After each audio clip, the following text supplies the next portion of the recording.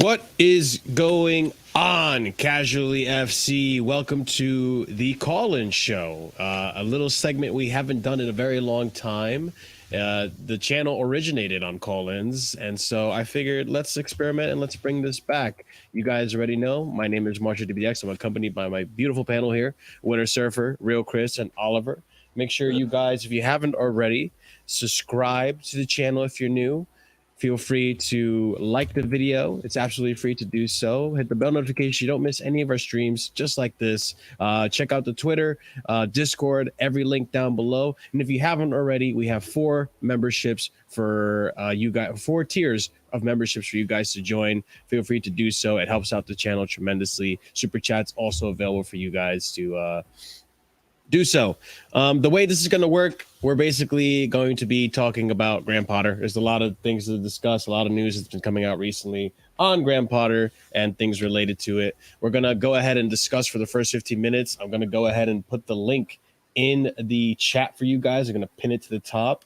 And also, yeah, we're going to let you guys in within 15 minutes or so. But feel free to just start joining in.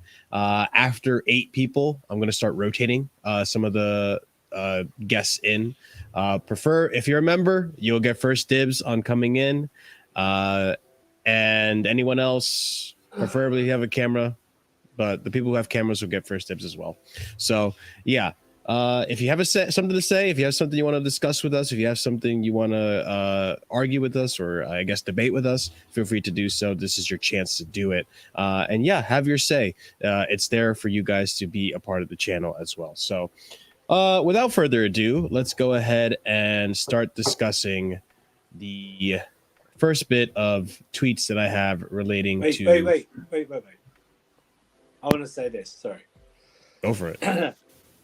I'm looking for 9 more subs. Just 9 subs. I'm looking for 9 subs this stream. Even on the playback. Looking for 9 subs against the 1660. 9 subs. I'm looking for 9 subs. That's all I'm looking for. 9 subs. 1660. Yep. There we go. 1660. Yep. 9 subscribers away from 1660. I thought you meant Graham Potter subs, man. I was looking for like 9 subs of Graham Potter. Graham Potter would love to have 9 subs. But Chris, all right. How do you not? I literally just got back at this point, pretty much. This guy. Sorry, my bad. So, there's a lot of news relating to Graham Potter that has been happening recently. Big up to everyone that just joined in. And again, like I said, if you guys want to join in on the discussion, give it 15 minutes. We'll start letting some people in. But let's discuss the things that are going on with Graham Potter and news related to him and the board. So first bit of news that we have here is PYS reporting from Matt Law. Tuchel's complaints after the Arsenal match in preseason did not go down well. Potter's style suits the approach of the owners far better. Those with knowledge said current feeling is to fight through this period. All right, fair enough. I guess I don't know. I guess how did the board actually see offense to that? Maybe Potter was throwing a jab at them and saying that he wasn't being backed. You reckon it was that, guys? I'm trying to look at it, man. You're talking about? Because remember, that was the comments, game. right? That was the game where he goes like, "How can you We expect have the anything same different issues, yeah. if you have the same players?" I think it was more. It was so public. It wasn't. Like, Yeah. It's because he made it so public. That's why I don't mind the comments itself. Mine are just, it's public. Once you go public, you really lose everyone. Do you know what I mean? You go public and basically say, it's not me, it's these players who are there.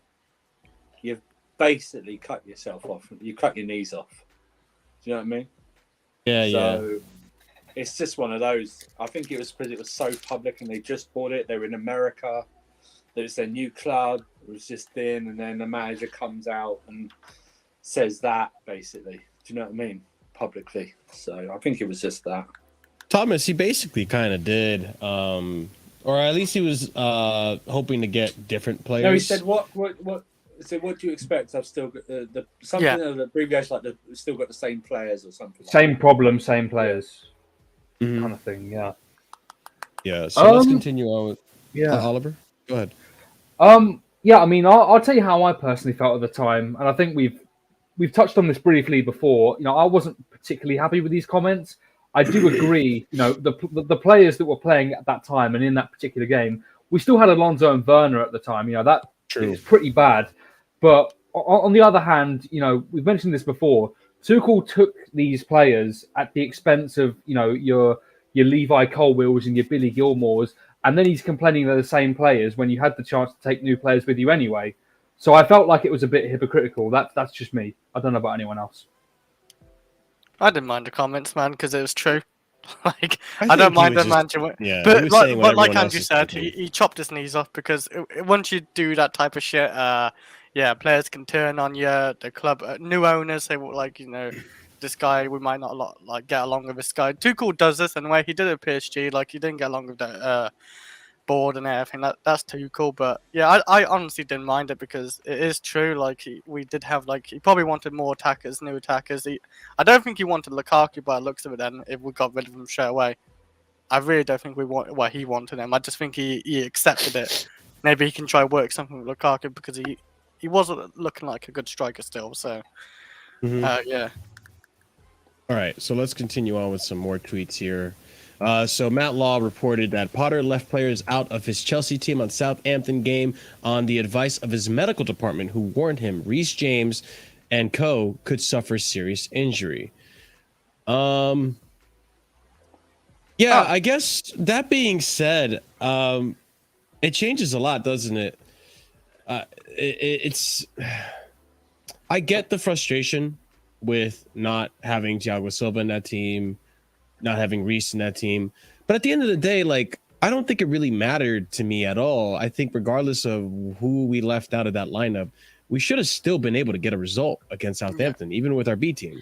For me, part of Costa anyway, when you sub off Fofana, not sub on Fofana, sub off the striker Fofana, where you literally, he was like our best attacker. We can all agree, like, Fofana's our best attacker. That's where I felt like Potter kind of shot himself in the foot with that one, because it wasn't really like not playing Reece James. Like, I thought defensively was solid.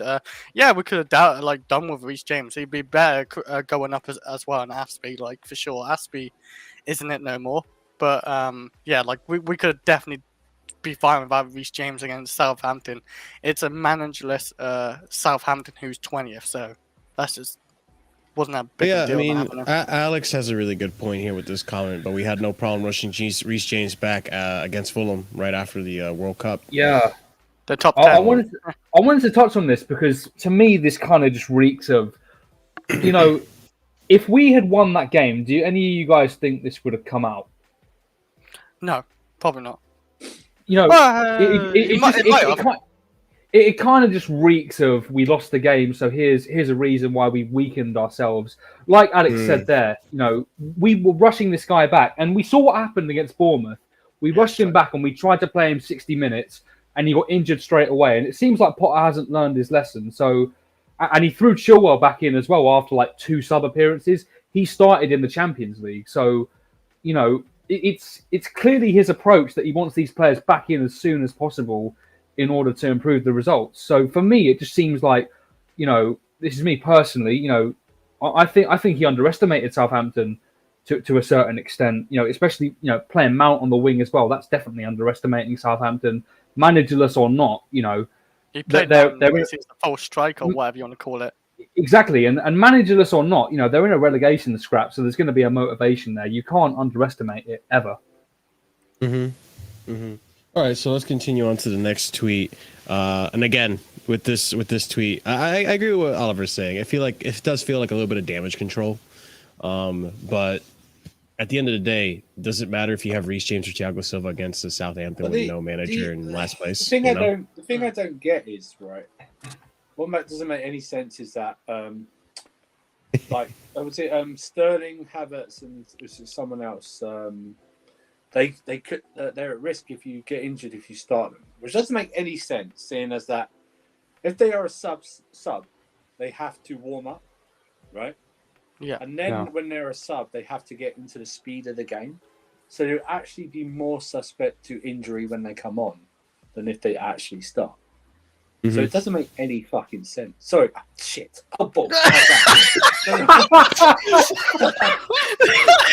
You just did a double. That's funny. I think I have to clip that for my own research purposes. That was great. For those of you who don't get it, we told ourselves we wouldn't curse in the first 10 to 15 minutes, and not only did Andrew curse, he also cursed after cursing. Right. Lord. That was beautiful. You can't make this stuff up, boys. Anyway, let's continue. So this is something that Potter has been criticized about a lot. So let's see what's up with it. All right. So senior sources insist there have been a number of instances of Potter becoming upset and having tough conversation with players in the dressing room and during meetings. Potter is described as being intense at Cobham, and there are no fears over his mentality.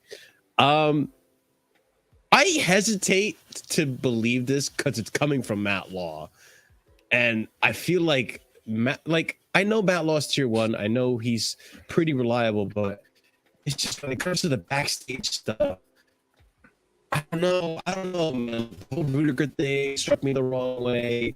The news around Tuchel comes It's true about Rudiger. I don't know. Yeah, like Tammy came out and pretty much said it's true. Like he's kind of like bullying. I don't know if it's like serious bullying. It's probably like playing around, but No, Tammy downplayed it. Did he downplay it? I forgot, to be honest. He downplayed it. There was a little bit of PR too. Who? I don't know. I don't really care. I mean, that was under Lampard, so it's a bit different. I mean, this being said, if true, if he's strict, if he's like has this mentality with the players, he's a lot more stern with them, then what's the issue?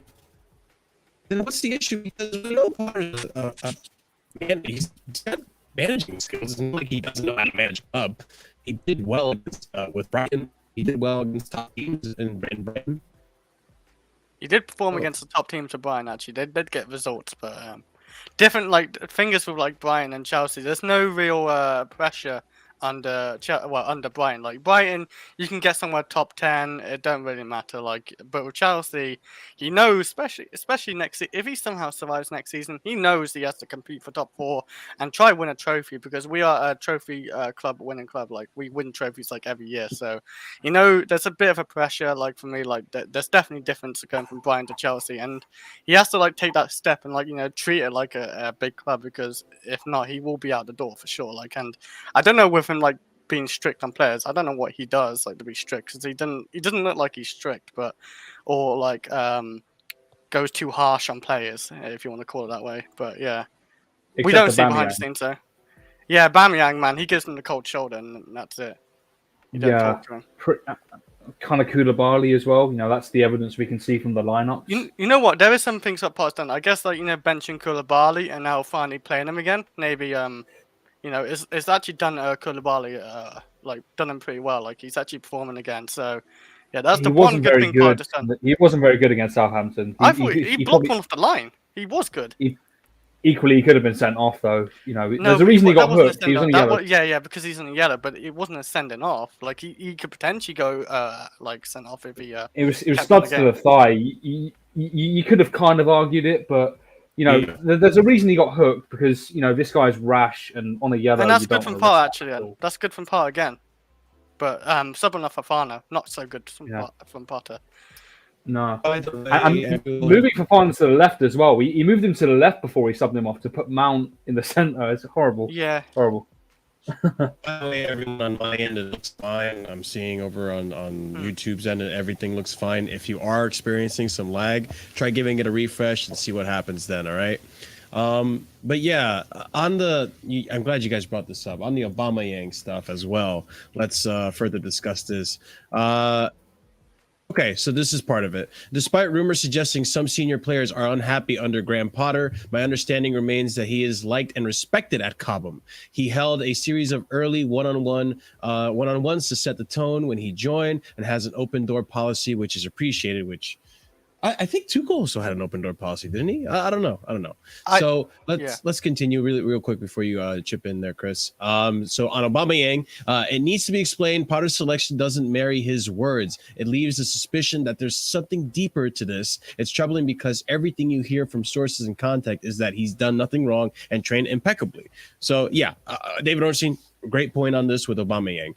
We continue here. Aubameyang being left out of the Champions League squad and not being selected for the last 3 league games was a decision taken in collaboration with the Chelsea board. This is coming from Matt Law. So real quick, before we do discuss this, it is the 50-minute mark. I'm going to go ahead and let some of you guys in backstage on have your say. I'm just gonna max this out. Big up to everyone here. And yeah, so a few things here.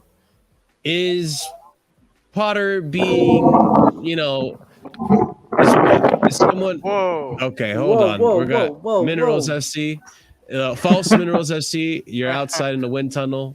Just unmute yourself when you got to talk. But pretty much, is the board controlling everything Potter does? Pretty much, is this what this is insinuating? What's going on with Aubameyang? A lot of questions here. Whoever wants to take the floor on this. So actually, Chris, you were going to chip in before. Go ahead. I was going to say, like, the players look unhappy. That's definitely an obvious. Like, you saw in the Southampton half time. Look at the players. They're all looking at the ground, looking basically miserable. Like how it looked to me. Like they don't look with it. You seen even Bella, Thiago's wife, like basically calling out Potter. Like he can do a better job management. Well, she didn't say it, but she liked the tweet, I guess. But yeah, like they're probably not happy at all. Like we're losing. Why would these players be happy? We're literally 2-15. Like they're definitely not happy. Like I don't think even Graham Potter's happy for sure. You never know. Yeah, some people I feel like I need to add disclaimer as well, and it doesn't imply that Potter is immune from criticism for that our expectations should disappear. However, I feel he made numerous of errors, most notably the ones against Southampton, where there is so much space for improvement, which we will need to see if he wants to maintain for his position for the reconstruction basis. But nonetheless, I believe it's crucial to comprehend what the club has prioritized, and we witnessed a regular rotation and experimentation during the first set of games under Potter, which was partly caused by injuries. And every player, especially young players, appear to be given the opportunity to press their claim to be part of the rebuild. But I feel the most important thing is the next is the focus and the transfer window that we've all witnessed. That's why it's like, given the well-documented changes, the recruitment process, everything, and there's no denying that he was part of in developing and articulating for those requirements, and he has abandoned players who were foolishly backed by his forerunners like Aubameyang, and although the results were far below expectation, and it's just the experimenting was justified, and the results, like, it's not looking good right now. But in the longer term, I just want to see it. But at the moment, it's just that relationship between him and the fans kind of like look bleak. Well, it's not going to get better if we keep losing against like Tottenham and Borussia Dortment. We're already losing to that team, man. Let's not kill ourselves, bro. We're losing to Tottenham. Okay, let's not kill ourselves. Yeah, I said we're losing to Tottenham. Yeah, there's no hope. There's no hope, man. Leeds, if we actually lose to Leeds, oh my god, it could happen. Which could happen, you know. They got their new manager now. They got the new manager. So new manager bounce as well. You know what I mean? Yo, hey. I feel like we spend a lot in the expediting overall of the squad, and he has to prove himself worthy of the role and quickly get this team on the upside trajectory, and bare minimum push a top 4 at the end. But it's only sample size. So we're not getting top 4. It's only sample size that I said. But he has. The thing is, what I would say is that I don't see the value in before sacking me in the season unless there's quietly evidence no signs of improvement. At the moment, it's like there's no improvement a lot, and I can't even blame the fans to turning on Potter that quick. I do. Right now, it's 2-15 right now. I blame them. What the heck? How did we go from mercenaries at Fulham away? So like you guys are chasing Graham Potter in his car or whatever a month ago. Is that true? He has to show Yeah, that's some what too, innit? You're chasing him. Go talk to Lewis. Go talk to Lewis. Wow. He has to show some sort of progress because we bought a guy from the Ukrainian league and we bought Enzo Fernandez. Like, you guys are expediting the need for results while ignoring the obvious imbalance in our team. Albeit we did create some of this by selling our sitting midfield player to a team chasing a title and replacing him with Enzo Fernandez. And now we find ourselves in a hilarious position where we're not able to find a balanced midfield pairing, but whatever. Different situation for different discussion for different time, right? So we have a bunch of issues, right? We also have a manager who, up until about a couple weeks ago, when people just decided to be fed up with the poor form, was being told and was being briefed that this season was basically a write-off. So now we're trying to retroactively superimpose standards over the short period of time, which we were all ready to write off. And I don't understand. I don't honestly get why. I thought we were writing off this season. I understand we've won 2 and 15. I'm not happy either. But board, the way they've conducted themselves ever since they took over, they've backed themselves into a corner. It would cost 80 mil to sack Potter and all those coaches. It costs 20 mil to get Potter in the door. That's a $100 million ordeal. Never mind who they sacked and how they sacked the guy who Potter replaced, right? So they've talked about a project. They've briefed us with all these emotive buzzwords, right? And like, oh, vision, rebuild, communication, emotional Cheers, intelligence. boys. All this shit that like doesn't matter. And we're outside the first 15 minutes, so you know what? The cursing's going now. It is what it is. But Get in there. Just like they Thank fuck for that. won it. They already chose to spin the rebuild a certain way. Why are we irrationally upset to where we are going to try and pressure them into a rash decision when they've hit a bump in the road in the rebuild? It does. From their perspective, it doesn't make sense to panic. They're only going to bid Graham Potter, and they will get rid of him because we've seen this when a manager loses the matchgoers. It's a matter of when and not if. He lost them on Saturday. He's going to lose even more when we lose to Tottenham.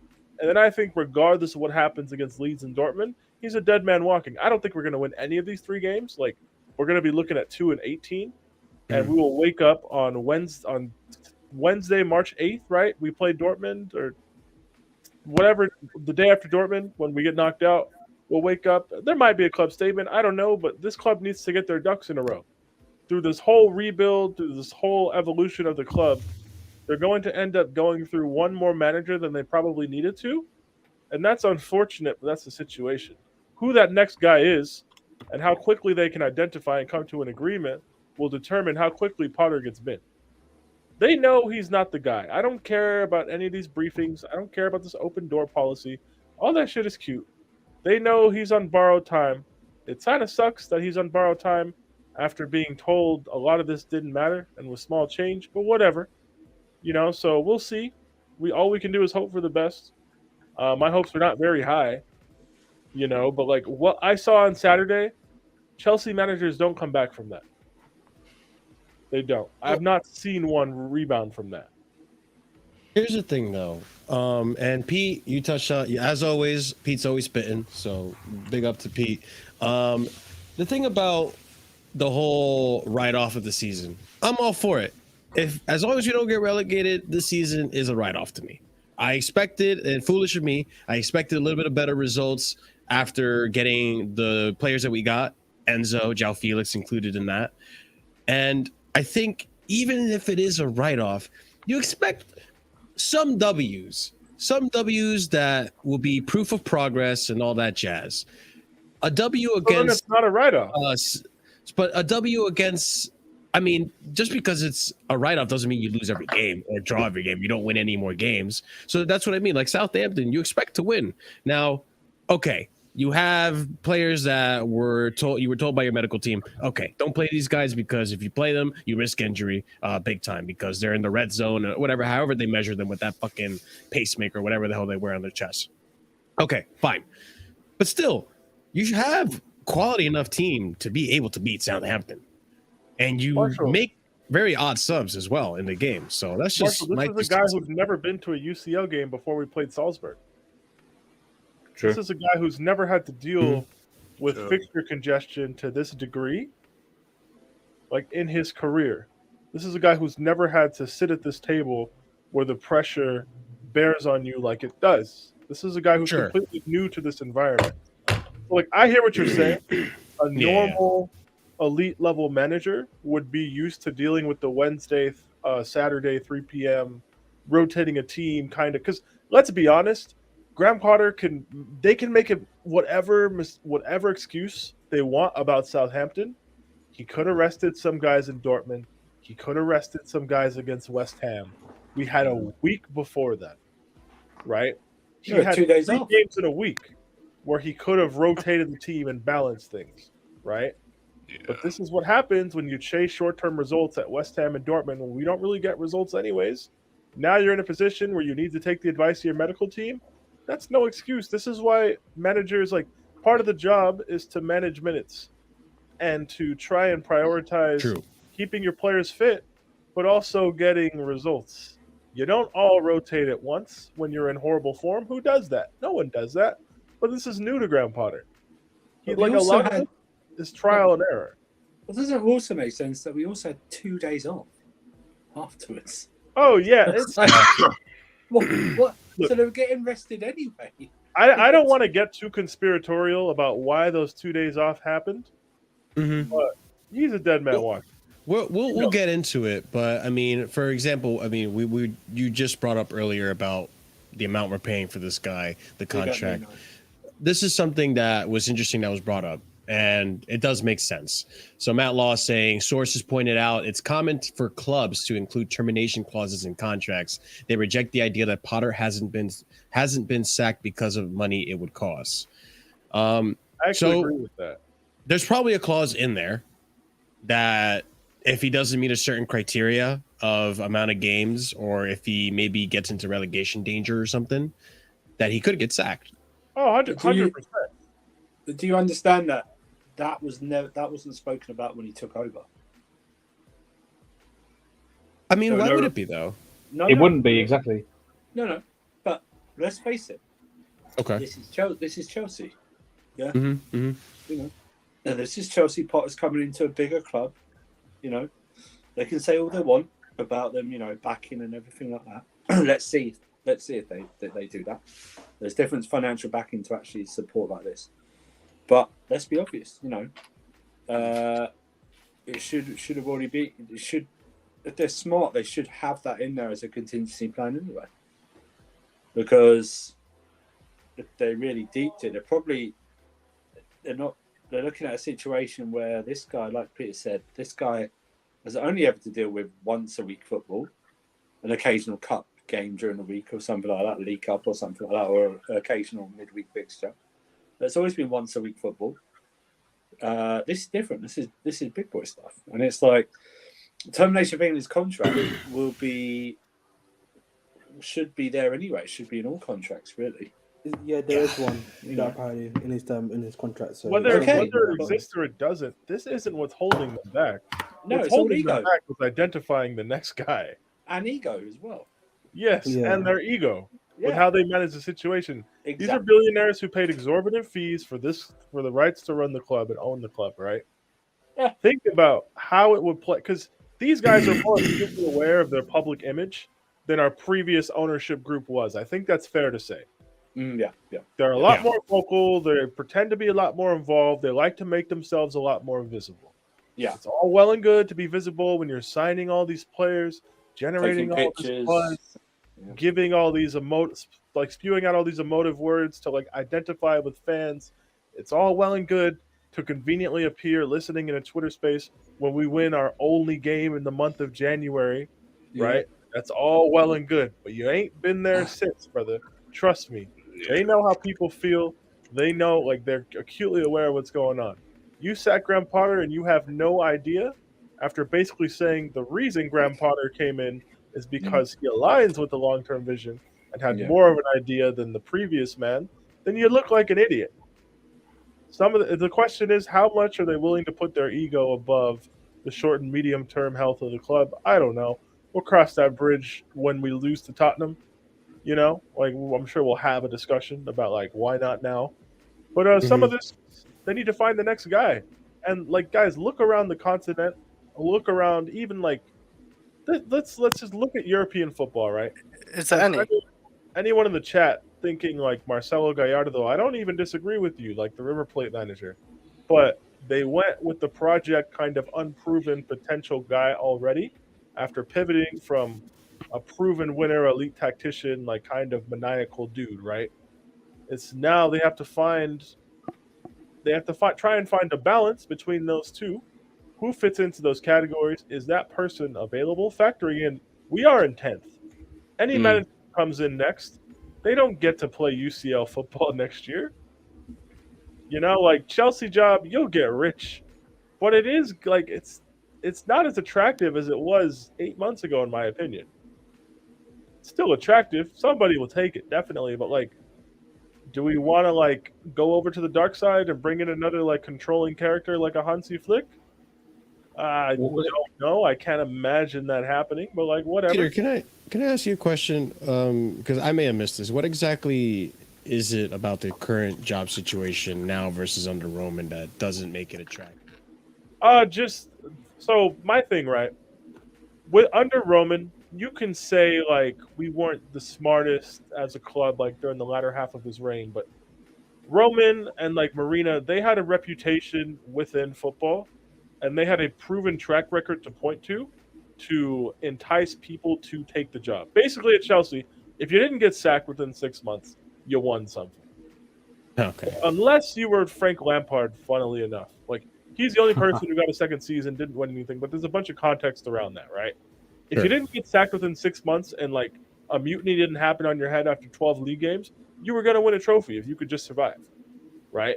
This ownership group and this director group and these group of staff, like this brain trust, smart guys who've done things other places, but as a collective, it looks like chaos and it looks like panic and it doesn't look like measured, controlled, stable thinking.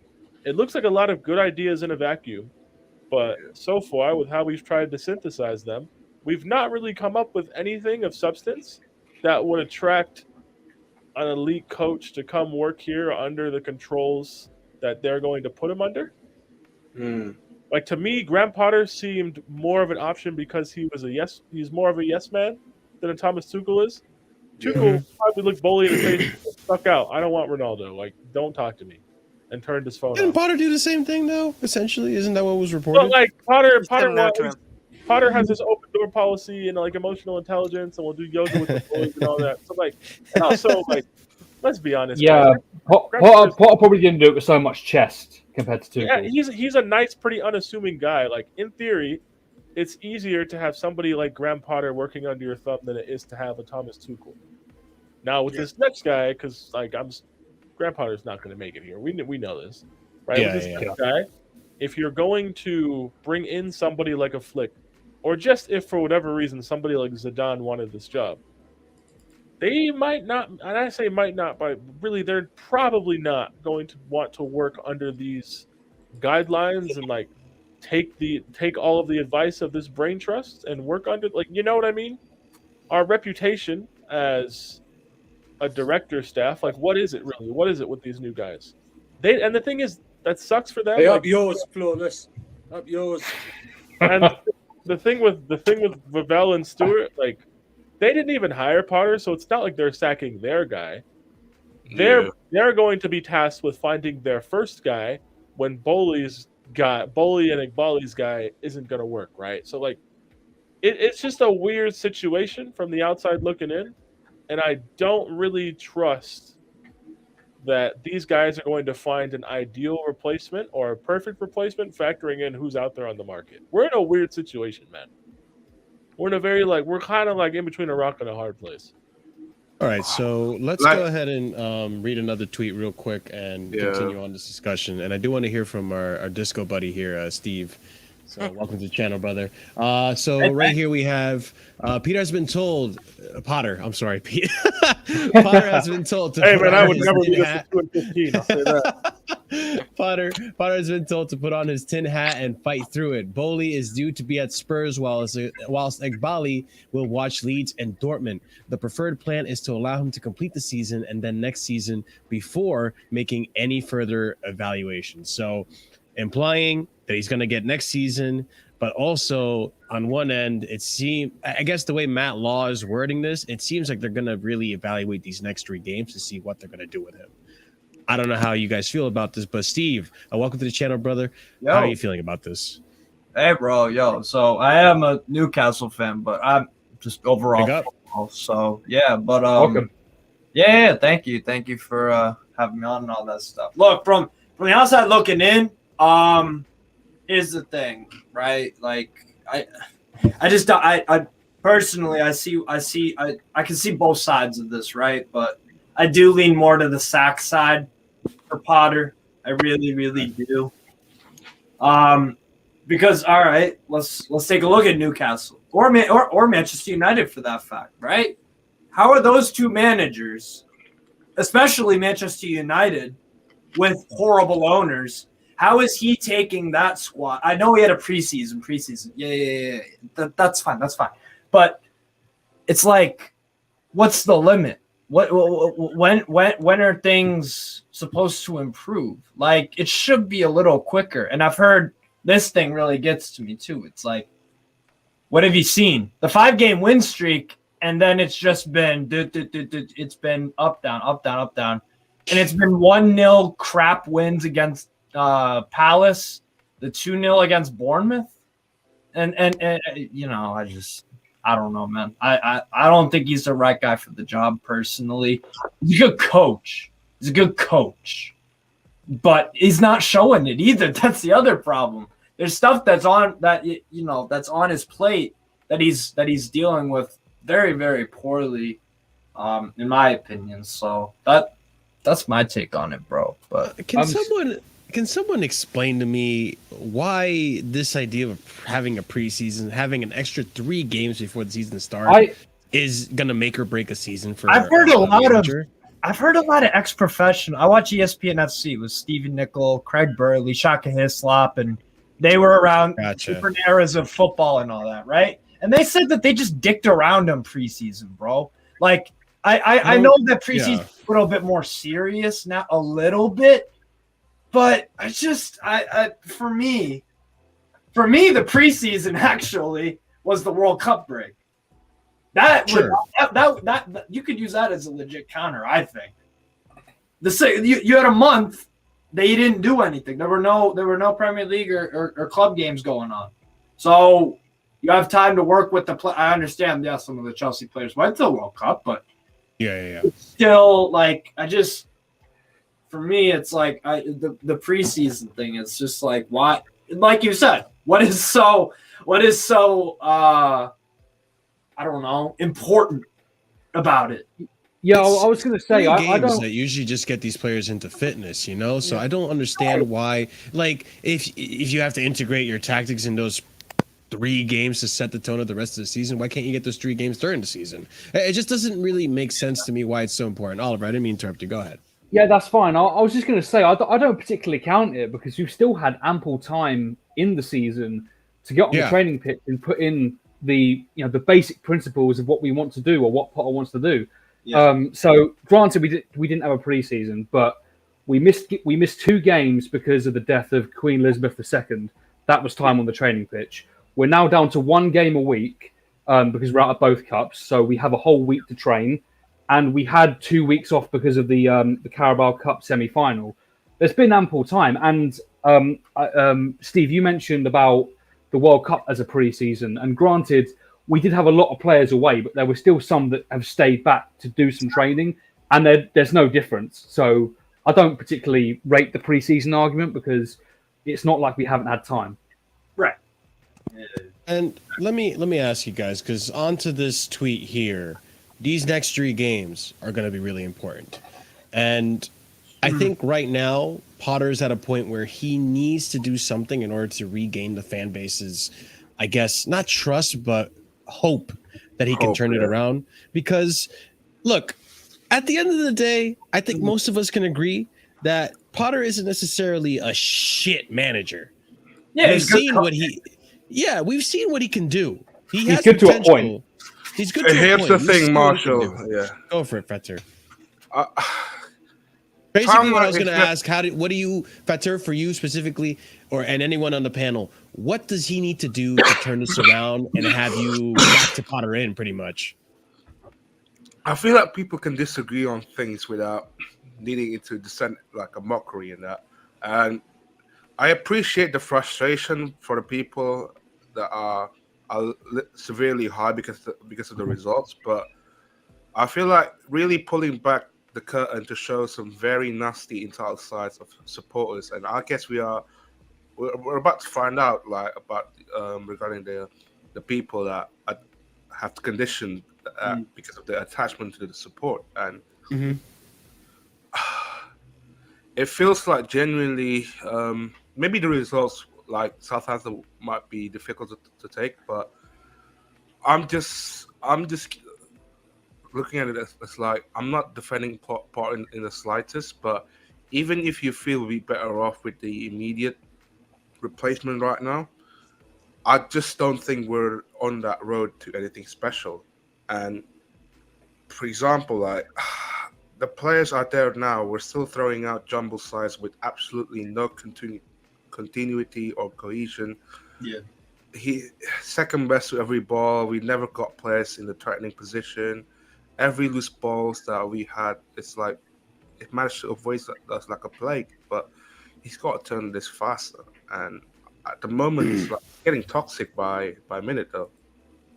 I feel like if he loses to Spurs, that's cut the plug, really. I thought that's like a rivalry. Basically, that's the cutoff point, I would say. Why was What it? did you So say, why, Steve? why isn't the cutoff point Southampton? Why isn't the cutoff point West Ham? Well, I think Southampton was definitely one that got most of the fan base to turn on him. I think because Spurs is such a huge rival game, that's like a double-edged sword. Either he sinks deeper into this fucking sinking ship, or he actually manages to get the fan base to give him more time. And Marshall, it's not just that as well. We also have Leeds coming up. Leeds are a huge rival as well. So there's going to be some feelings behind that as well. So it's not just Spurs. We have two massive games from a sentimental point of view, which is going to increase the reaction to whatever happens. And Leeds haven't won a game since November in the Premier League. You know what, Marshall? Jesus, I didn't know that. I cannot even remember when was the last time we had this fan base united as once. You know, like it's been a while at least. A very long Probably time. under Lampard. Not even London. There's a lot of Maybe I think the match goers were united. Conte, yeah. I think Conte We said did the win a closest. European Cup. Like, let's not. I'm And sure yeah. that whole summer we were pretty united. Like, let's not do this. Yeah, that's true.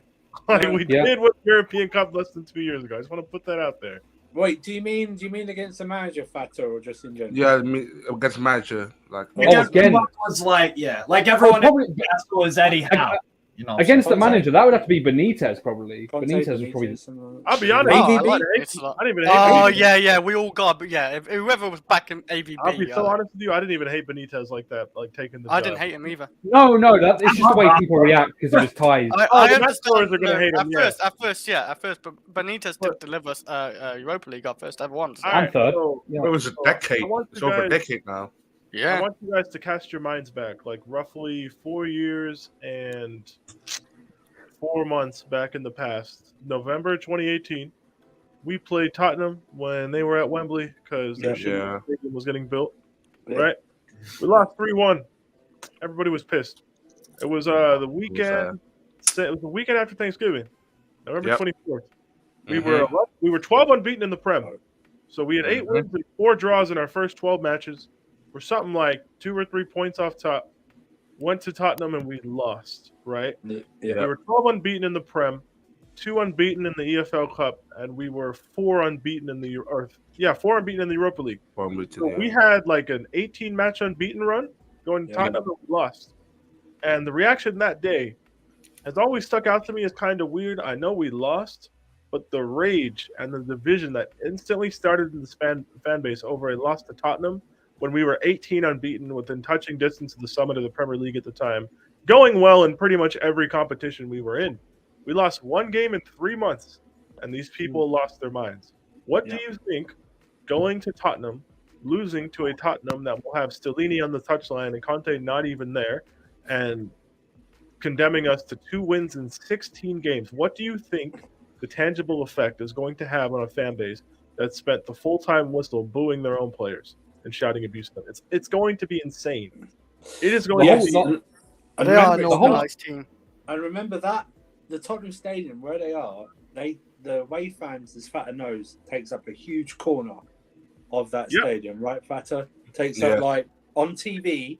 The angle, it's like on the right. Top, It's on the left-hand side, basically, if you're looking for so the TV. what is it, about 5,000 or something like that? About 4,900-ish. And that's a huge away. That's a huge away fan percentage in total. Okay, and the away fans, as we know, at every ground are the loudest fans in that ground. Okay, they just are. They just are. It's the hardcore fans. Yeah. They are the loudest at every ground, no matter what you will hear them. Even at Newcastle, where they're stuck up in the gods so high, you will still hear the away fans louder than sometimes at the home games. Right? It just naturally happens. Okay, but if you think, and remember, and then the next home game is Leeds, and that's where I said previously that outside the ground, if we lose to Spurs, and he's not been sacked by Leeds, outside the ground, I'm not talking about even inside the ground, outside the ground is going to be toxic, let alone inside the ground. And you were going to see toxic with words and arguments like no, I'm talking physicality. That vandalism, right? Yeah, but just that we heard, like, remember in Arsenal, we've always said that urban legend Arsenal fans fighting each other during the last days of Wenger and stuff like that, you know. And it's just one of those things, and that's where you've got to take it to mind, especially if we lose heavily to Spurs. Remember, this isn't a Spurs that are in any sort of good form whatsoever. Do you know what I mean? It's not as if they're like spanking sides or something. They lost 4-1 to Leicester 2 weeks ago, right? Do you know what I mean? It's like, it's not, if we lose heavily, like by 2 or 3 goals, which could happen, I just don't see. Listen, I think he would stay on, but for me, there's no logical reason you keep him on now, let alone after that. And it's just, we're heading towards untenable, like genuinely. Yeah, I mean, it already is. It's already there. It's already there. I think it already is. Oh well, I mean, in the sense where, like, I just don't see how we're gonna get through a 90-minute match against Leeds if we lose without somebody trying to run on the pitch or there being like a fight in like the stand, like behind something like that. Yeah. Well, there was already fights in the Matthew Harding. Jem came onto the last stream and verified that. Yeah, apparently there's some fights. Yeah, apparently it's a fight. Yeah, so outside of top restaurants. Let me just present my conspiracy theory real quick regarding these 2 days off, right? Yeah. I believe one of those days was planned. Yeah. I don't disagree with that at all. The Sunday was, I bet the Sunday was. Yeah, but that Monday off, I guarantee you, all that brain trust got together, wanted the building cleared out. I'm sure a few players came in for a recovery session and a weight session, whatever. I guarantee you they had their little powwow, and because they have to know we're probably not winning on Sunday. They have to know, right? Like, I'll put it nicely. We're probably not winning. I don't want to say we're definitely losing because you guys will call me negative, whatever. But like, we're probably getting smoked. It is what it is, right? So they'll know we have a week in between matches. And here's the thing: they can't sack him after Leeds because we have Dortmund on the Tuesday. Yeah. Because if you sack him, his whole staff, his whole coaching staff that he brought over, has to go as well. Like, unless you think, what's up? No, go ahead. I was going to say, unless you think one of those people as an assistant on that staff has it in them to keep us ticking over until the summer, I presented in a group chat Goose hitting whatever he's doing, like bring him back in and keep ticking over until the end of the season. Because, guys, we have 16 games. After Dortmund, we will have 13 games left. Will he survive 13 games if we go out to Dortmund and don't win any of these next 2? No. Like, it just will get worse. Like, we're not at a point where we can't get any more pissed. Trust me, like, we will drum up irrational anger when we go 2-0 down to Tottenham. Trust me. So, Pete, I'm glad you brought that up, and thanks for joining the panel today. I'm going to go ahead and share this to you guys. Mataza. Oh, thank you for having me on. I Shut personally up, think. Matthias, before I kick you off, yeah? I know. I can tell you. How do you know voice. it's me? How do you know it's It me? pops up. It pops up. I know it's you. Yeah, I know it's Wait, you. Wait, I what do you don't mean? know. What do you mean it pops up? So when I highlight you, it pops up who it actually is. Aw, dickhead. out. Dickhead. Yeah. Yeah. Fuck. Anyways, I just wanted let to me troll. read this tweet real Take care, quick. guys. Yeah, mate. Let me let me read this to you real quick and then let's continue this discussion. Because apparently, and Pete, you touched on this, one of these days was for this. Chelsea's new technical director, first meeting with Graham Potter and staff on Tuesday to address how the season is unraveling.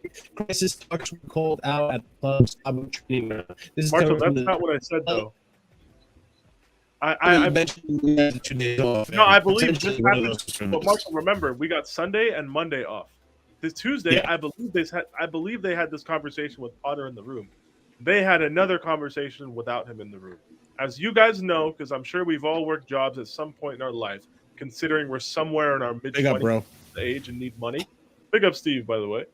But as you guys know, 90% of conversations that like affect your future happen with you not in the room.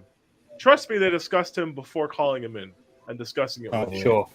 You know what I mean? Like they're not that, they can't be that naive. They can't be. But keep going.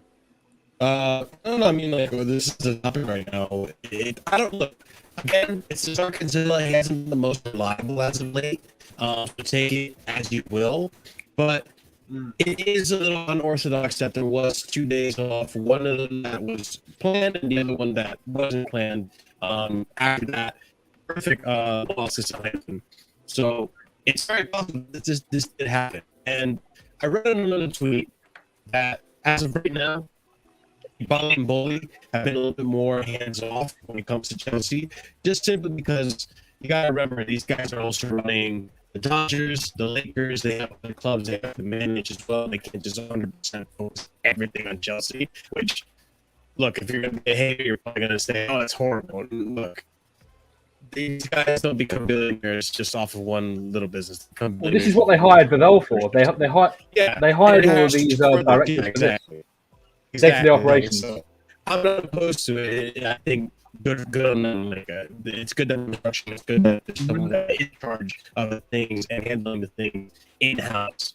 So, look, if this did happen, what is discussed, I don't know. But I think, especially considering that Vidal was the one that got all these players and all that jazz, I'm hoping that it's trying to figure out what is going on with the players. Why can't you get the best out of these players? Going on with the performances in general. I can't score. And by the way, guys, if you are lagging, it's not on my end. YouTube is fucking up, so make sure you just refresh stream and it'll hopefully fix it. It's really not much I can do on my end. Everything looks good on my end. So yeah, refresh your stream. By the way, 68 of you guys watching. If you haven't already subscribed, and if you haven't already smashed the like button, please smash that like button. But Habibi Hakim Ziyech, I'm assuming you like Ziyech, but Jesus Christ. Hi, Andrew. Hi, Andrew. Man, what is this? This is my Sanctum Sanctorum, man. Why are you here, man? Hi, Andrew. I will follow you everywhere. Andrew. I shall follow you everywhere. Oh, you need a restraining order. Oh. Restraining order. That's a good one, man. Actually, Anyone doesn't know, you need to hear it. Lewis's stream. This is Ziad from Lewis's stream. Happy. If you send a super chat, I'll sing it for you. But no, we're good on that. But yeah, what do you guys think the meeting was about? And yeah, do you think there was an ultimatum placed?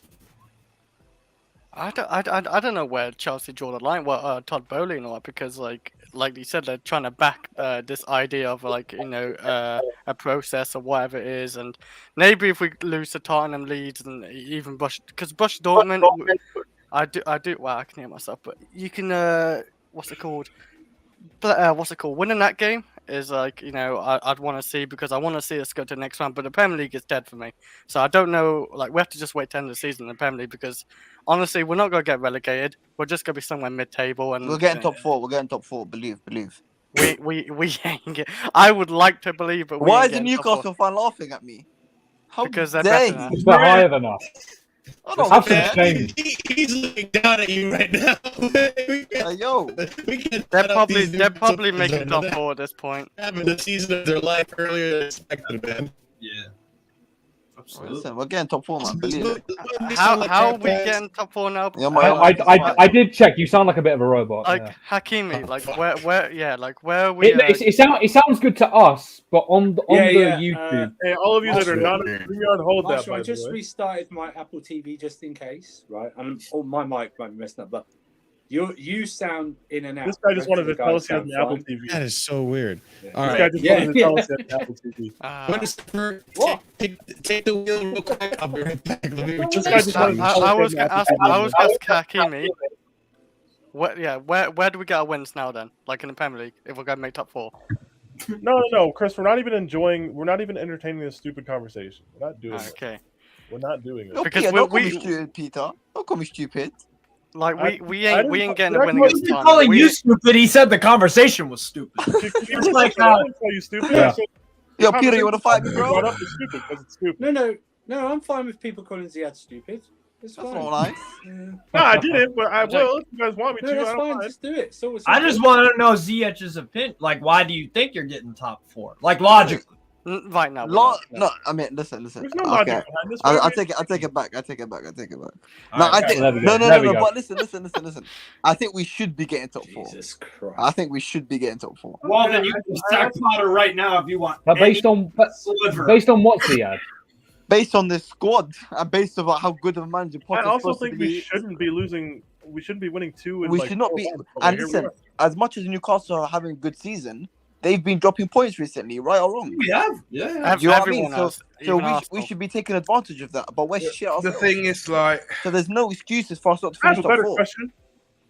I have a better Go on. question. And you know what, everybody, we have 23 goals in 23 games, right? Yeah. How many goals are we scoring by the end of the season? 6 more. 50. We're if scoring you less than start. 45. We're scoring less than 45. I'll say Oh, yeah. I'll say we're scoring like 42, maybe. As long You as don't you laugh, start, you we're cry scoring with a lot of Chelsea. goals. Peter. We literally scored 6 goals since November. I think it is. I in the Premier League. understand. Let's do it game by game. You ain't getting none against Spurs. You'll get 1 against Leeds. You'll get 1 against won't. Leicester. You won't get. Maybe. You'll get 1 against Everton.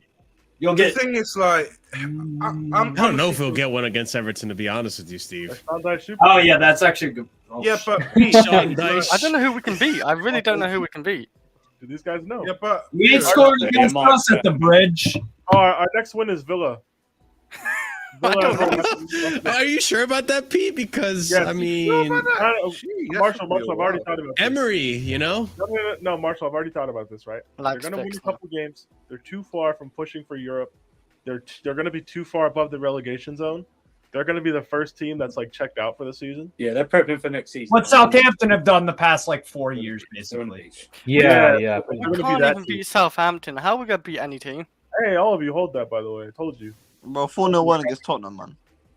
We ain't beating Tottenham. Astaghfirullah. Harry Kane, Son. We'll need and, 4 own goals to do that. They're gonna have their way with us.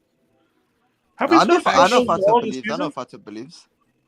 We haven't. Bro, scored it's all like this season. I'm confused right now. Have we blinded by the vision that the trust the process and that? Have we been blinded? There is no How many vision. Sixers trust the process? Hold on. Fator threw in a we there. I don't want that we to apply to myself. I don't want to say I told you guys so because I'm not going to dance on our own club's grave. But I put it out there in September that these guys might not know what they're doing, and this might be a massive risk. And we might be worse off for it in the short and medium term. I would agree with So you. what you're If saying they- is Peter Glazer's in. No, what I'm saying is who could have predicted that a Graham Potter-led team went on a measly run at some point in the season when he's done that every year he's been in English football. That's all I'm saying. But hey, we got Mudryk. Fator changes green screen to Enzo. I understand he was excited. But now he wants to turn around and fire the manager 4 games after getting all these sick players. So I don't really Yeah, understand. Fata. Yeah, Andrew. I don't get it. Nah, I'm cool with heel turn. Fuck you, Ziad. Oh, Fuck Just you, acknowledge the heel turn that Ziad, no more away tickets from you, man. oh my god. I might give it to Surfer. I think a Well, lot no, of when us backing it. Couture says, "Have we been bamboozled?" I would like to be excluded from that because I was like, maybe. I always said the ideas were good, but we got to see how they fit together. And again, they have good ideas. They sound like they want to do well, and I'm sure they want to win. But wanting to win and throwing around money isn't enough. It ain't that easy. That's true. Look how much United spent over the years. Like they've been failing a lot. So money isn't everything. Like on players, you can get a lot of wrong players, and it will be like deadwood in the future. I'm not sure about Mudryk, but the only sure thing I know about a player is like Enzo. I think really about all these players. I'm sure that Mudryk's ass. Badiashile as well. I'm very confident. No, Badiashile is looking good. He's looking good.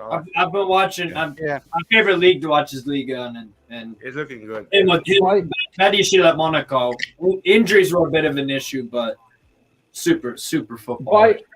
I think this is why we're so hasty with the decision on Graham Potter, because you look at all of these guys, your Felixes, your Badiashiles, your Mudryks, they all had great debuts, and look at how it's been going downhill ever since. Maybe ever so slightly, but it has been going downhill. And but before these signings, we could blame it on Potter's working with the players of X amount of managers. Look at how many signings we've had from different managers. Now he's got his guys in, and they're starting to regress. So it's a matter of where does the ownership draw the line? I think in terms of ownership, if this gets really ugly under Potter, and they still decide to stick with him, then I think as Chelsea fans, we are absolutely fucked. I think we have to remember as well. These are assets that are on 8-year contracts. We can't be fooling around like this. We have to be decisive. We can't just wait and see, because we could get stuck with some of these guys. I think the thing with Bodie, right? We've either hit a jackpot, a 10 out of 10 owner, or this is the worst owner in the history of the sport. It's going to be one of the two. It has to be one of the two. Could be. Potentially, yeah. I don't know. I can't see that far. Yeah. Anyway, 6 more how many more subs? 5 or 6? It's going to be judged. We just took an investment. That's all. And it's going to be judged on the results at the end of the day. It's going to be judged on the results. Well, yeah, that's what it is. Like, we spent 600 million. That's an investment. 6 more subs. But at the end of the day, Chris, it's going to be judged on the results. The spend is all well and good, but if you've got no trophy to show for it, if we're going to be lingering in that's mid-table, why I don't know about no one's going to look on it fondly. I don't know if Potter is a serial winner or anything like that. Habibi, cut inside, hook, swing with your left, and tell him how it is, man. Go ahead. All right, that was your cue to say smash the like, subscribe, and join the memberships. But you fucking flopped, bro, just like Habibi again. Who's talking about? I didn't. I've got one for the chat. We got to hit those 6 subscribers in the next, and memberships, all of it in the next 5 minutes, and I'll give every single person in the chat free shisha directly from Hacking Shisha Lounge. In Knightsbridge. Allegedly. It's not allegedly. Allegedly. Hey, you said anyways, shisha, yeah? I might not try, you know. Any shisha. I do want to touch on this tweet. Big up to you guys who just subbed. And big up to Steve. Welcome to the Cement Mixer gang. Big up to you, Steve. Joining the membership. Let's go. Free shisha for the Steve, allegedly. But let's talk. And big up, Steve. Also, dude, you're welcome to join the channel whenever.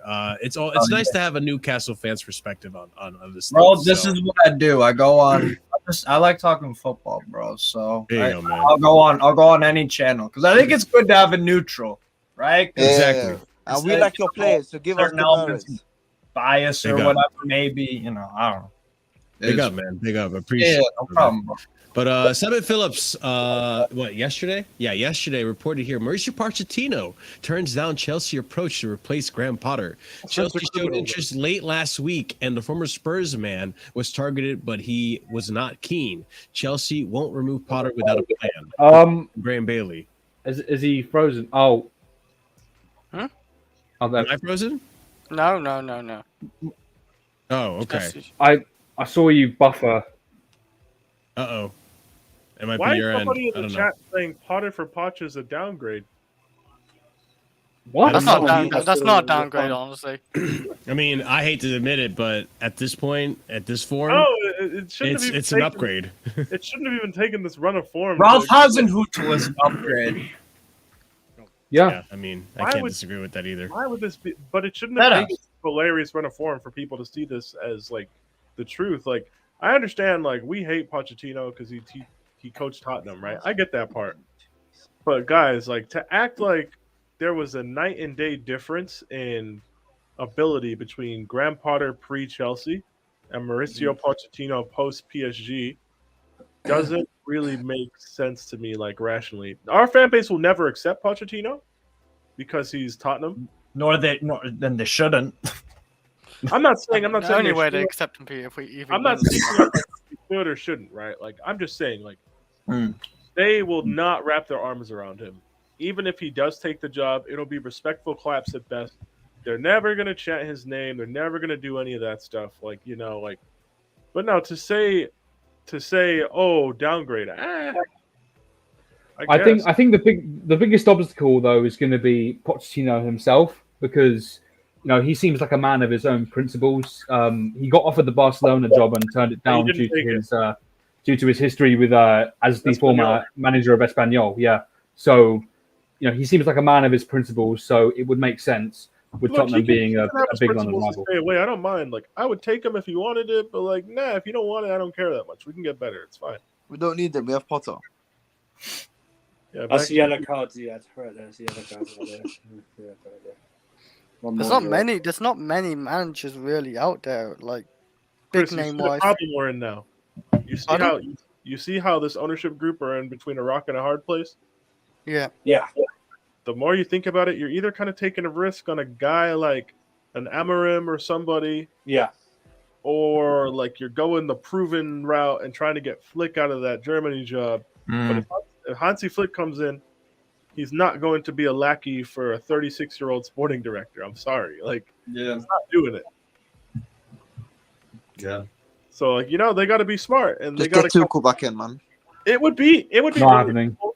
It would be really helpful if we didn't have 2 wins in 15 and instead we had like 4 or 5.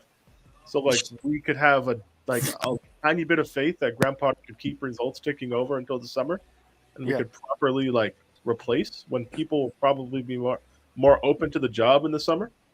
Yeah, it'd be even easier. It'd be easier, like a couple more wins and the rest of them would probably draws and like 2 losses or something like that. Yeah, then like it'd be easier. But like we're in a place where we're so pissed and like we're about to get so much more pissed, and it's like I don't think they can just bury their heads in the sand and just coast to the summer. I mean, it's great. Oh, sorry, go on. No, I said it's great that you want to back your guy and everything like that, and that's totally understandable. But Commendable. sometimes it's not, and it's not. If you go back, I bet these guys have made mistakes in their business life as well. Do you know what I mean? It's like, oh yeah, sure. Do you know what I mean? It's just, and by the way, you can cover his payout by selling Mount and Gallagher in the summer anyway. So let's it's go. not going to cost you anything. So No, don't disrespect Marshall, you're muted. You ain't talking. Respect Mount. Sorry, I forgot about that Rookie because I've been mistake, clearing my bro. throat. Rookie mistake. Yeah, rookie mistake. It is what it is. But another rookie mistake is almost 80 of you watching and not smashing the like button. Smash that like button. But no, pretty much what I said was that I mean you didn't even have to worry about the rest of the contract because there has to be a clause in there. There's definitely a clause that is waiting to be activated. Well, that's a that's a fear. That's not. Now, it could be a smart fear in it. It should be in all clauses in the contracts when a manager signs. Sure. Just in case, but we don't know that. Let's work under that. There is no clause. All I'm saying is, if they're worried about paying him and his staff like the 6 years between 60 and 80 million it would take to get rid of, you can easily do that by covering it with the sales of Gallagher, Mount, and others. You know what I mean? You can easily cover that. So and you can Andrew, kill two birds with one stone. Andrew, don't forget as well. We just got 20 million for Hazard winning the Club World Cup. Exactly. So I wouldn't worry about that. This is all about. It's 2 things, and we said it before. Well, 3 things. It's pride, ego, and having the right person set up. ready to go. Now that's where I think you find the likes of Christian Vivell, Paul Winstanley, and that infrastructure that's been built will be the ones to find that new coach. Yeah, not the owners. The owners will be there just to sign off. Yeah, sign off it. Okay. Same with the transfers. Those are the guys that are going to be running the club day to day. While the owners are doing other things. But it's like, I think that's how it should be. That's how it's done all over Europe. You know what I mean? It's not the owners that do this. It's the infrastructure. It's what happens at Bayern. It's what happens. It's what happens at Benfica. It's what happens at the Italian clubs. It's the infrastructure that works on the next stages. So, hopefully, they will be able to do that. I don't think it will be a big name. I just don't. I don't see the thing about like now these little reports about Zidane are coming out is I don't believe he wants to work in England. He's never been that guy who wants to be in England. You know what I mean? I don't think he wants to do that. Enrique, I'm not enamored with Enrique outside of Barcelona. Yeah, his Roma and Espanyol stints are unimpressive. And even look what he did with Spain. He still insisted on playing the front three of Ferran Torres, Morata, and Olmo. Do you know what I mean? It's like... So that screams Mount starting. Yeah, exactly, right? So you shouldn't want that whatsoever. And then who else? Yeah. Like Poch. See, I wouldn't be against Poch because he's a Spurs manager. I'm not like that. And it's just... I don't know, man. You know, he won the league in Paris, but I think you should win the league in Paris, right? It's like it's like waking up the next morning. You should win. He wasn't even impressive that year. Exactly right. I mean, exactly. So I guess I don't know. And then I don't know. Then what else? Then you're looking at other. It was like really weird. Do you remember? Like I said, discussed with Pete. It's really weird. Like 3 weeks ago, there was a report of Linklas with the Frankfurt coach. Do you know what I mean? It was like a report that came out like that. So if we get Glasner, I'm not supporting this club anymore. No, exactly. You don't like Oliver Glasner at Eintracht Frankfurt, no? No, but that's what not at all. It might not be, for Chelsea. No. But it might be. Not for Chelsea. It might be some. Not him, but it might be like a left field option that no one expects coming. Frank Heis, RC Lons. I don't know. I don't know this guy. That's what I mean. I don't. That's what. Look, I want people that watch. I'm cool with the left wing appointment. I don't mind. Yeah. I don't mind, right? Like I don't mind either. It's just that I do what might happen. The reason, like you could sell me on Amorim. You could sell me on Amorim being our next coach. I'm down for anybody who's tactically flexible, has a proven track record of building success where they are, and has experience dealing with congested fixture schedules, i.e., like European football. I'm completely fine with anybody like that. Right? Like they actually, if this club ethos and this vision and all these buzzwords actually count for any of this shit, and if that person actually ticks those boxes, I'm cool with the next coach. I'm in a position where like, hey, we didn't really need to go through the Potter phase in the first place, but if the next guy is somebody they also want to kind of have under their thumb, then that's what they're gonna do. I'm not necessarily gonna bang the table for a Zidane or a Flick.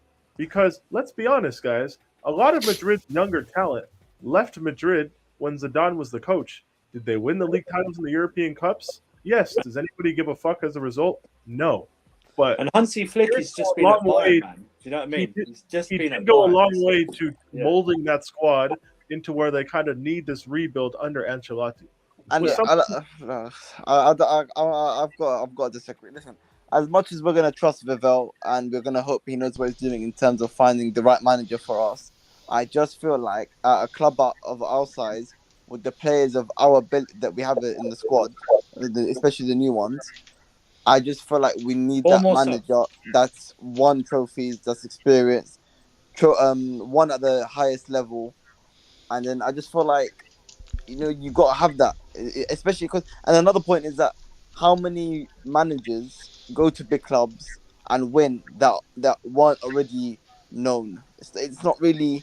Is it common? But the issue is this: the squad is built really not for a top coach, because a top coach expects a ready now squad. Do you know what I mean? Yeah.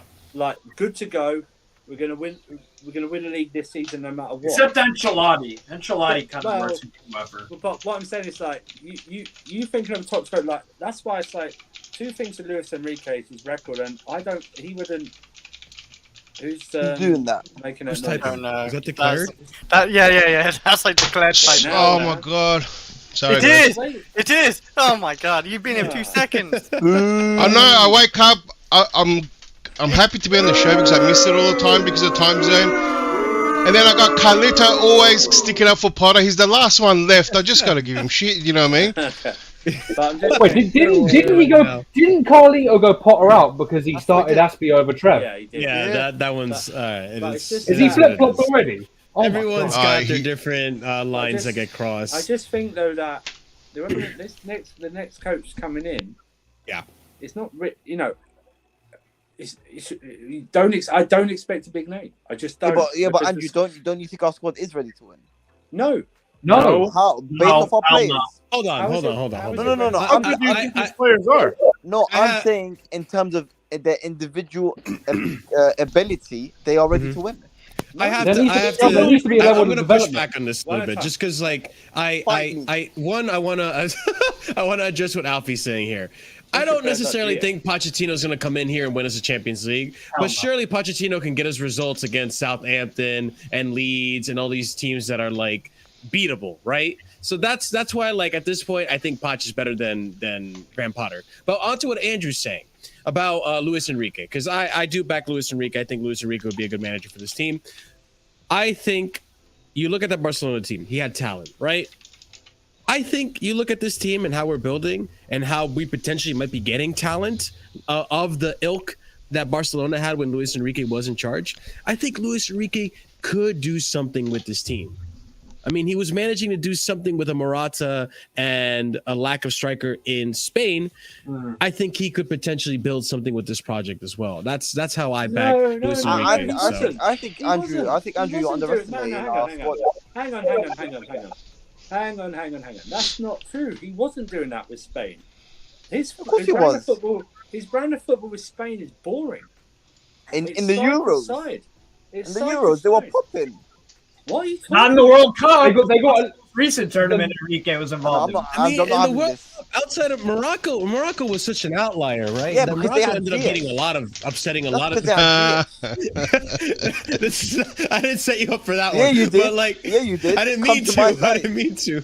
But listen, with Morocco was an outlier in that whole cup. They ended up eliminating a lot. They ended up making a lot of upsets, but I don't think a lot of people even expected Spain to really get out of that group stage. What? No. Also, we didn't expect. Oh no, Morocco. My bad. We didn't expect Japan to finish top of that group over them. Wait, it was who expected that? Hang on, it was Japan, Germany, Spain. Who was the other? It's Costa Rica. Costa Rica. Yeah. I would expect. I would expect. Okay, yeah. Now you say my that. ignorance. We did World Cup predictions. What are we talking about? Yeah, you're right. Yeah. Listen, I'm trying to put that behind me, Pete. I'm trying to put that behind. Yeah, but like, what are we talking about? You didn't help your case, Marshall, by bringing it I up. predicted them to win the World Cup. I'm trying to put it behind me. I think this fan base, to a certain extent, are underestimating the capability of some of our players, especially the new signings. And I think we need the manager that's proven to win trophies and at a big club. So when he walks in, the players respect him. Because for the players to then respect the manager, that's when he's going to get the best out of them. Like we're seeing now with Potter. We're not underestimating Ziyech, right? No one's underestimating Ziyech. Start no matter where he goes. He's in Paris already. I think we'll make a big mistake because at the same time, what manager have you seen go to a big club with no track record of winning trophies and has succeeded? It's rare. Yeah, but what I'm saying is this, right? It's because I don't think you need a big game. It's your style of management. Sorry, a big name. I think it's your style of management. This guy Potter is more of a camp counselor, youth pastor. Let me be your best friend. type of guy. You know what I mean? Then it's like, Psychology. You're being harsh, Andrew. You're being harsh. yeah, exactly. Yeah. Nah, Andrew's right. That's what he is. Yeah, but that's what he is to. Listen, I don't know. first of all, he doesn't take ownership. He came at his quotes at the weekend saying, "I know some fans might think I'm the problem, but I'm not." It's literally paraphrasing. Yeah. And then he goes, when someone went, "Oh, you see, some of the fans are calling him the worst manager in Chelsea history," basically saying, "Oh, are they?" Like brushing up. It's like, yeah, this guy shows no passion for, and I don't want him like, but no, like passion for his job to come out fighting for his job. You know, I mean, Jose Mourinho. He's accepting of the situation. Jose Mourinho's second stint when he was like firefighting. I mean, he would come out as bad as we were in that second season. But the reason that people were still linked to him and didn't want him to go until right at the end, really, was that he came out. He was still fighting. He was fighting for that job. You know what I mean? He was, It's just this guy just sits there and just like, he's essentially, when you're on a skinny guys who married to this big fat woman, you know what I mean, and just sits there. You know what I mean? They're all like controlling and everything like that. They're big and loud, and they just sit there and just do nothing. Sounds like an ex-girlfriend of mine. Carry on. But it's just like, I'm skinny too. I need you just to listen. You don't have to throw your players under the bus, but why is it so wrong to just simply come out and you say to me, "Oh, we played better in the second half"? What? No. Why doesn't it come out and just say that performance was unacceptable for a club at Chelsea? That performance is unacceptable, and the players know that. And But he can change. Andrew, you reckon he's, because for me, when I came out last time and I said, you had heard it, that he wants to get the ass already. He wants he's trying to get the sack, right? Right. And with that, he's separating himself from the team. So it's almost like maybe he's been promised. He's been promised. No, like Andrew, I'm saying he's been promised maybe a new team, and he doesn't care till he gets that. If that's what the owners have done. But if you listen to his language, though, he talks about Chelsea as if he is a third person, right? Yeah. He says the Chelsea fans, the Chelsea players, the Chelsea team.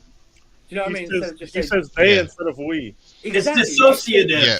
Exactly. Dissociative. Yeah, so you are right. I think you are right. So literally, he's either separating himself because he knows he wants to go, or like you just said.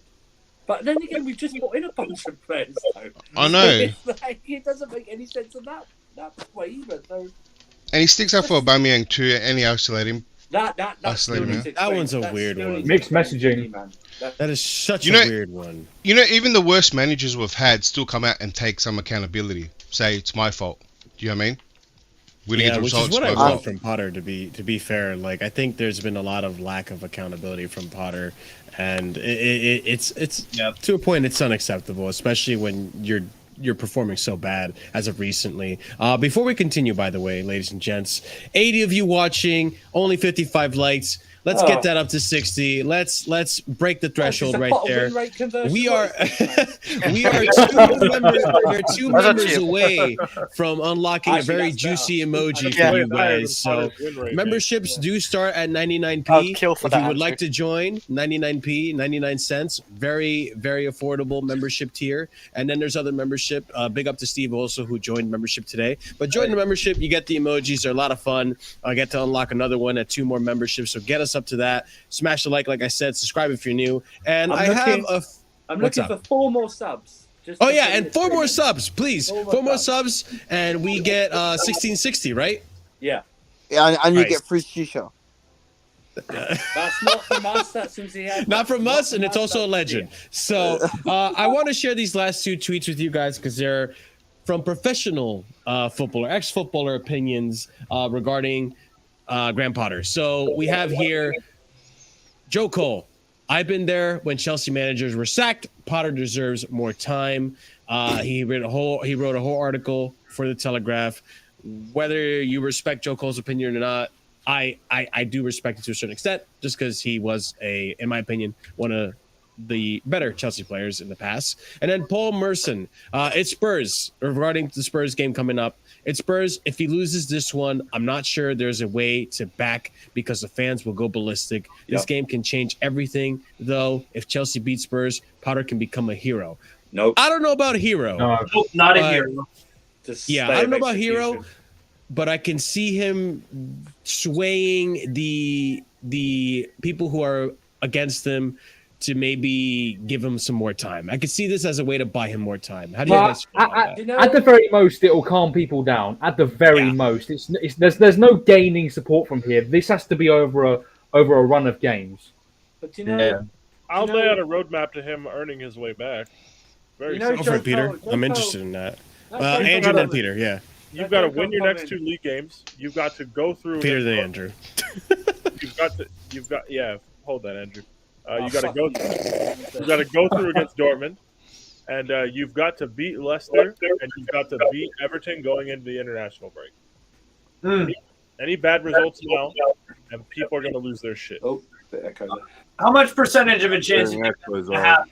Oh, -30. It's not happening. Okay, all right. But I want to.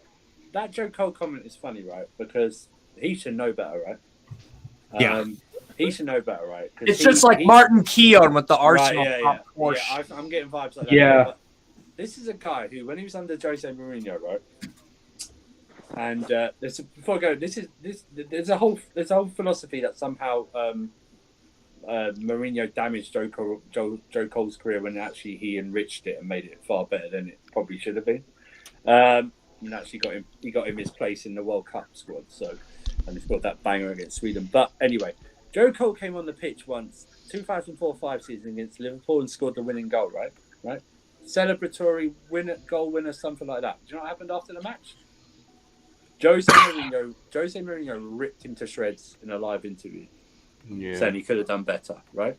So Joe Cole knows the standards. He's been coached by high standards. But him to come out and say this, 2 wins out of 15, which hasn't happened since I probably think 90s somewhere? 90s, early 90s, Yeah. early to mid 90s, something like that, right? So we're talking nearly 30 years, For him to come out and say that is a disgrace, and Steve's right.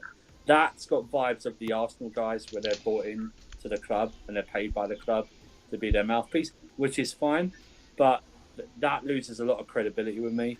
It's like the former Man United players who didn't go against Ollie when he was manager, didn't come out and slate him and stuff like that. But now they're okay slating other managers. But he should know better, man. That stinks what he said. First of all, it doesn't make any sense whatsoever. And the difference now as well is that you've got English bias to factor in as well, because you didn't have that at Arsenal and United. It could be a bit of English bias here too. I would love to have seen that.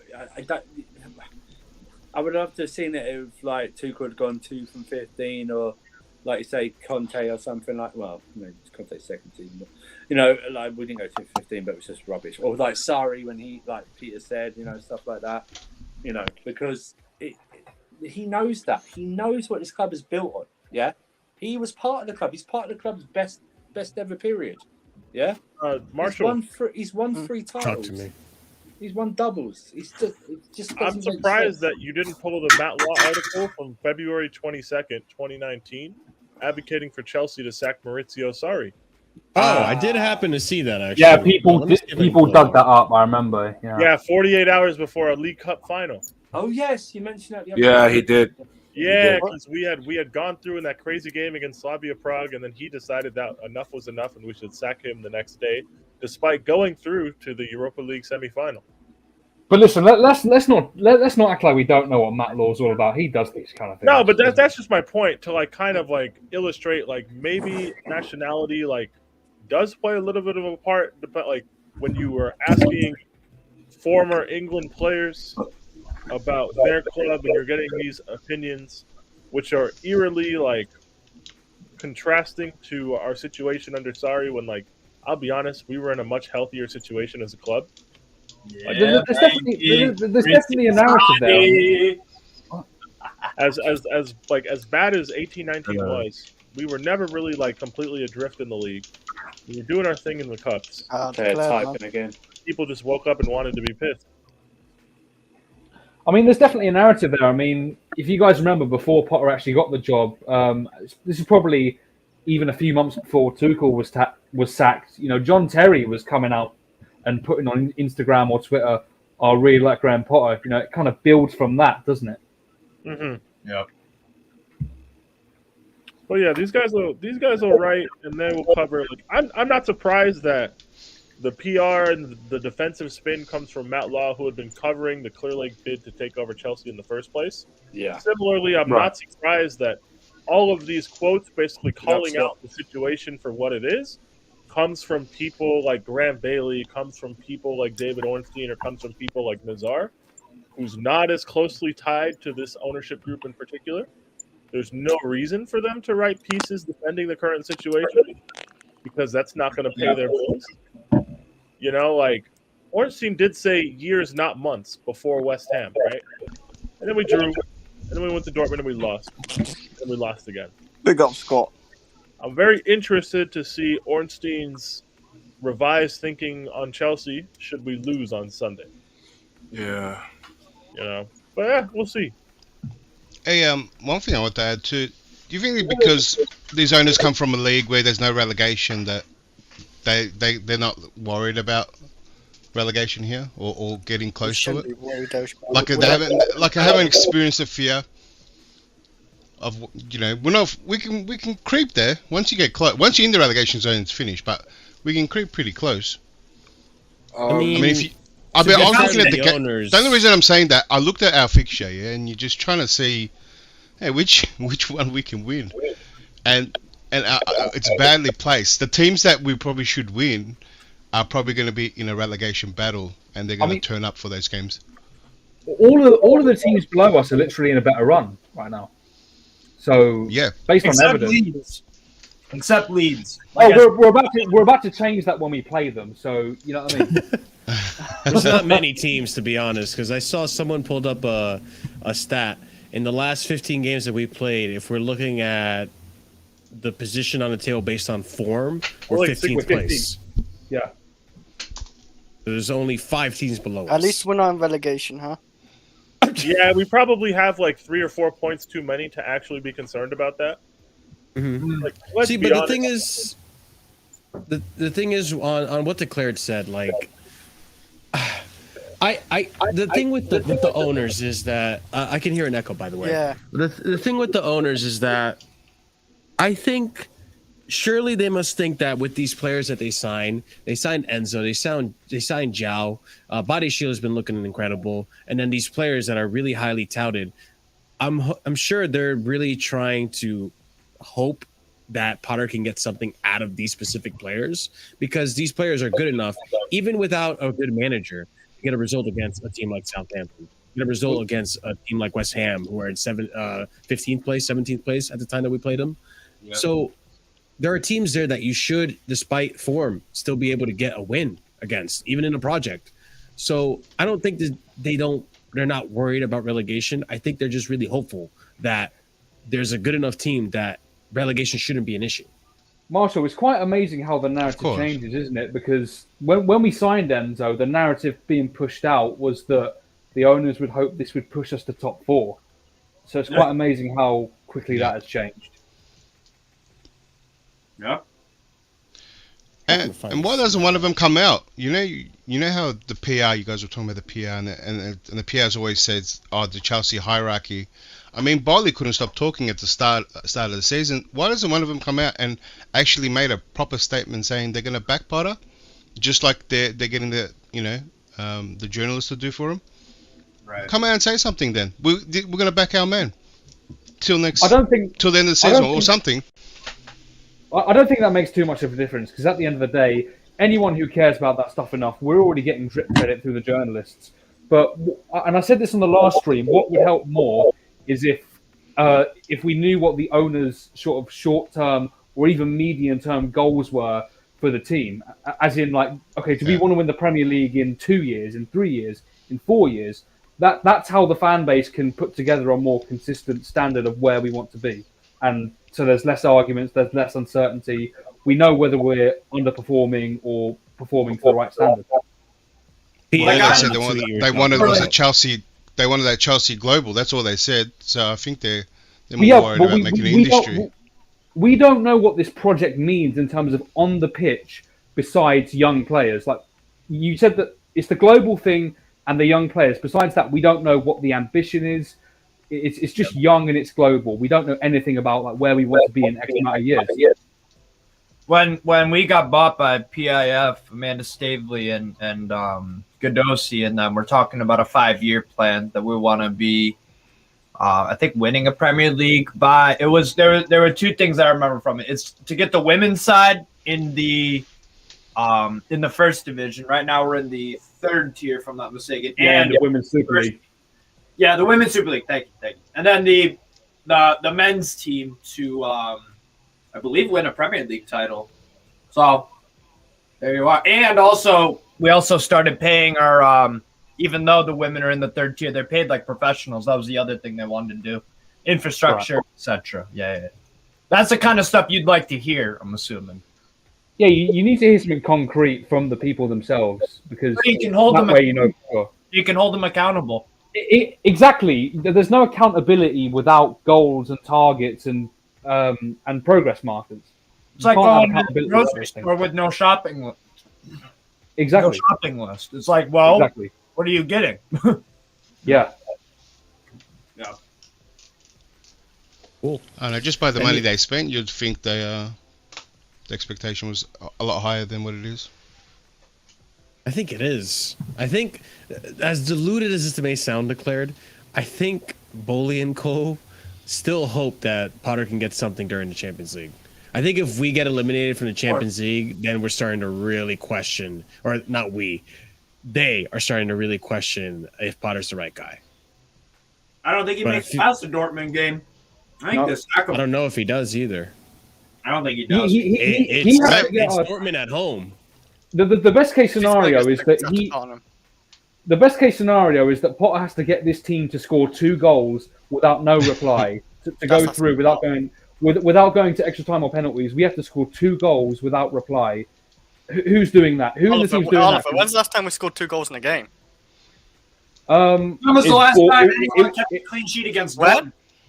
It was Bournemouth. Bournemouth. It was the Bournemouth game on the 27th. That was last year. Yeah, 27th of December. Oh. So every other game then has been like a 1-0 win or there's one 1-0 win that was Palace. Anyway, but... And then it's just like 4-0 City, 1-0 this, just awful. Yeah. Honestly. Maybe that's the clause, Marshall. The Champions League. Once he's out of every competition. I was thinking that. Yeah, I was thinking that. If he gets eliminated at a certain...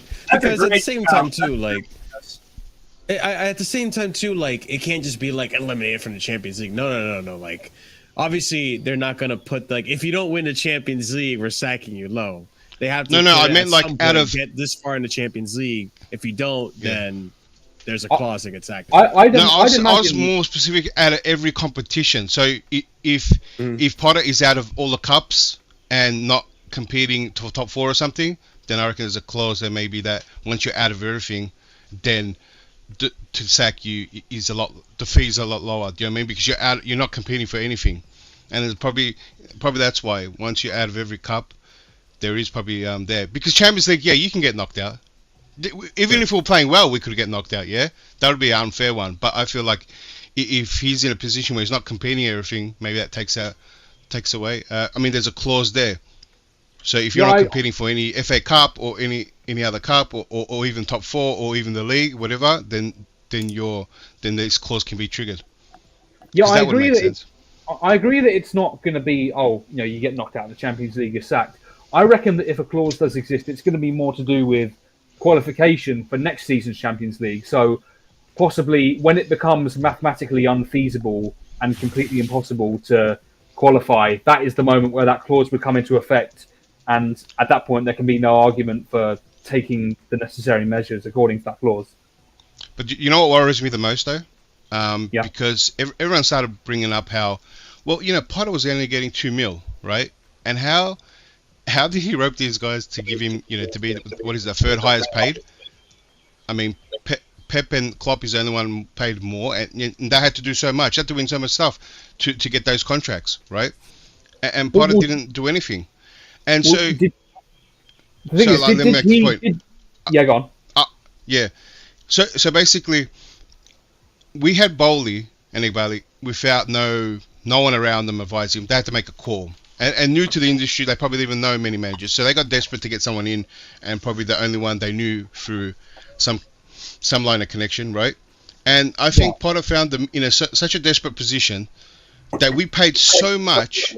We gave him such a massive contract, such much wage on desperation, and it makes me think that clause or that trigger, would there be such a trigger in there? Would Potter buy himself in the contract a write-off season, like, so he gets a season or maybe two, and these owners can't do much? There's the trigger that we're talking about. Maybe it's not even applicable in this season. Like, he had such a position in bargaining on that contract. He had such a deal that's insane, right? And took advantage of probably the situation that I think he feels so comfortable, because it's probably in the contract that he kind of gets sacked this season, or probably the payouts even more. Ooh. He could have even got in a position where the payout is even more if he gets sacked in the first season, because they promised him, we'll give you a first season. Without that, you get a free season to get this team going. I mean, the guy was in such a great position when he negotiated this contract. I don't think that Bowley got a better deal. They got much of the say. I think Potter just dictated terms. That's how desperate they were. Yes, it's definitely a logical argument, and at the end of the day, there's not much we can say on it now. I think it will be very interesting to revisit these debates on the day that he actually does leave, and that we start getting fed some of the information by the journalists that weren't originally, initially published. So I think this is one to wait for the future and see. It could be right, but this information it never comes out at this time. It always comes out after the manager's sacked. So this is just a waiting game for me personally. Yeah, I think interesting. Not only does the Champions League also play a significant factor into this, I think also if it's mathematically likely that Chelsea can get relegated is another factor. Because I didn't think I'd ever say this, but we're at a point right now where we're 9 points, 10 points away from being in relegation zone. We're 11. We're 11. 11. It's not looking good, and we lost to a team that is in the relegation zone. It's very possible, like we mentioned before, it's very possible we drop points against Everton because we can't score. It's very possible Leeds can beat us too. They just got a new manager. West Ham just beat us. There's a lot of results here that just could go sour. And we're supposed to be playing the top 6 teams in the next coming fixtures. We already played one in. Wait, did we play one? No, we're going to be playing one. We have 6 more. We have to play them all. So we played Liverpool at Anfield. So we have to play the reverse. Liverpool at Stamford Bridge. So we have to play Liverpool at Stamford Bridge, and then I believe all the other ones are away. Man United away, Arsenal away, Man City away, and the next game is Spurs away. We're going to play them at least once. We've got 15 games left, and about half of them is... And our away record is shocking this season. We've won 8 games without record period. Even our home record's been terrible. That's our away record, our whole record. We have 8 wins in 23. Yeah. But the thing is, our away record is usually what we could prop ourselves up on, because we've not been good at home for ages, but we were always pretty solid away. We could usually face always big up Cam. Not this season. Not this season. Yeah. No. Marshall, everyone. Big up. Good night. Take care. Big up. Chelsea's the GOAT. Ziyech is the GOAT. Potter's the GOAT. Newcastle not the GOAT. Listen, how about this one? We'll give you Potter and you give us Guimaraes. Good deal? Go away, man. Terrible deal. Throw Ziyech in there for fun too. No, thanks. No chance. You can take the shit Longstaff. Oh God. Another player in your fan base can stand. Fuck you, Steve. 3 more subs. Big up, everyone. Big up. Gallagher.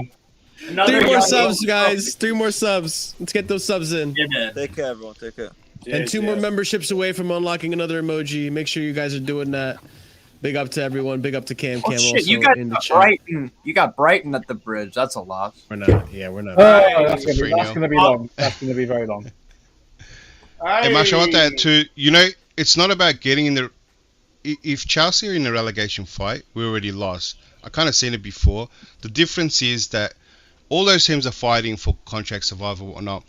All our players will have release clauses that if we get relegated, they get free. There's nothing to really fight for. They get a big payout and see you later. They can find new clubs, right?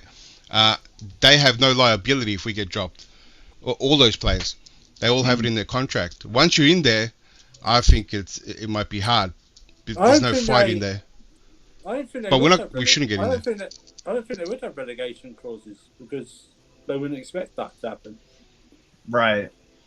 Didn't it come out? I think every big one has it. And Andrew, do you remember? They would. No, Andrew, do you remember in it was, I think this is 2020 when Arsenal were in 15th before we played them at the Emirates. Right. It was coming out then that they had relegation clauses. So yeah, perhaps I think it's common in every big club and that every big No, their clauses were to do with the wages being halved. That's what Oh right, okay, fair enough. They may have that, but I just don't see, listen. It might be arrogant to say, but I just don't think when you come to Chelsea that is ever in their mind. I was saying it was like a general rule for a lot of big contracts. I don't think as a general rule they would, because I just think that we never. Now, if it gets something like that, we might hear stories like that. You might be absolutely correct. I just don't think. I think it's arrogant. It might be perceived as arrogance, but I just don't think that would even factor into their mind to put. Because it's like, I know it's incentivized that, like, I know it's come out of like new contracts now incentivized that if you don't reach Champions League, it affects your wages. Sort of at the bottom line. So I know that is in the contracts. So I don't know, man.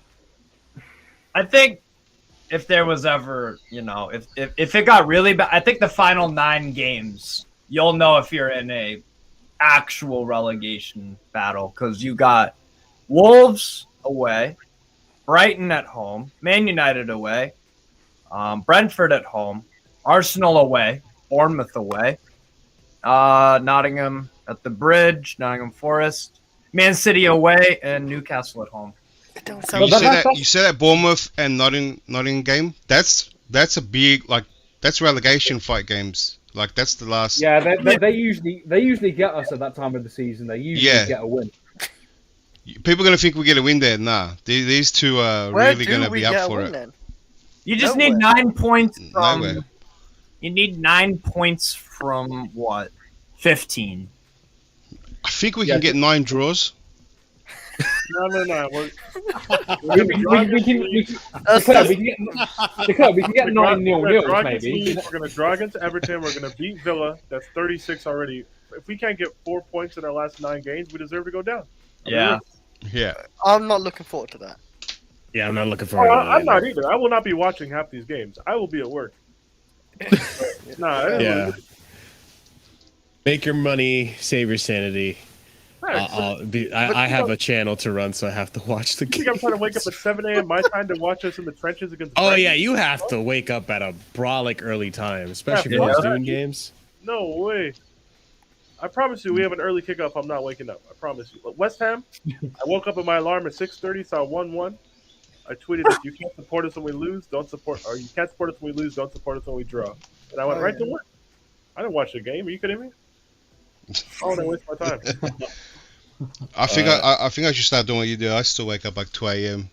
We'll stay up for 2, 3 I complain about waking up at 7:30 in the morning for these games. Why This guy has would to you wake wake up up at 2 a.m. to 4 watch in the a morning mid-table sometimes. team? What's the point? Yeah, bro. East Coast of the U.S. where I'm at, I got it perfect because I work overnights, and then Saturday morning I just stay up the whole day. There you go. I get home at like 7:30 a.m. and then prem other leagues, watch it. That's horrible. You have something to look forward to when you get home. I get like 4 hours sleep a day. That does not sound fun at all. You're not doing it. Oh, it is fun. It is fun, bro. That's why you got those disco lights in your room, so it's always like you're in the club and that. Just stay there. But ladies and gentlemen, we've touched on just about everything to do with Potter. We're gonna be trying to do these call-in shows probably like maybe once a month, maybe something towards the end of the month. We'll see how it works out, but this has been a great success. Big up to everyone that's joined. Steve, are you a content creator by chance? Yes, sir. Yeah. You want to give yourself a plug? Go ahead. Yeah, man. My YouTube is Strasbourg Steve. I do A bunch of I do mainly watch-alongs because videos I'm waiting to get a new computer so I can actually get like something decent. These Google Chromebooks are total shit, that kind of stuff. But I do a bunch of watch-alongs and stuff like that. But yeah, Strasbourg Steve, and then Newcastle Fans TV. If you want to watch, I'll be doing a watch-along for that. Yep. You can see me go insane. You could see me go ink when we have the final on Sunday against the Red Scum. So. Oh, how are you There you feeling about go. that? You lost your 2 keepers for that, didn't you?